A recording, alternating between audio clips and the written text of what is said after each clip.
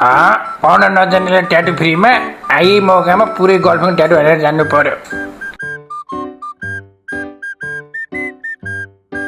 Offer चलेको रहेछ, यही अफरको मौकामा मलाई बब्बाल ट्याटु हान्नु पर्यो हातमा।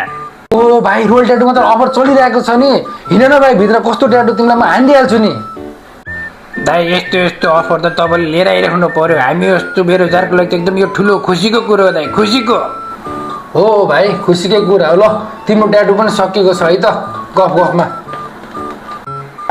मलाई दामी लाग्यो दाइ, दामी।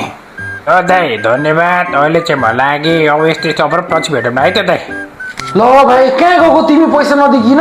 ट्याटु हानेर पैसा दिने होइन तिमीले? के कुरा गरिरहेको दाइ तपाईँले? यार बाहिर लेखिरहेको छ त पढ्न नजान्ने मान्छेले ट्याटु फ्रीमा भनेर यार। ल भाइ के कुरा गरेको तिमीले? त्यो त पढ्न नजान्ने मान्छेहरूलाई पो हो त फ्रीमा, तिमी त पढ्न जान्ने छौ त, नत्र भन्दिनँ कसरी थाहा भयो त त्यो कुरा? फस्यो।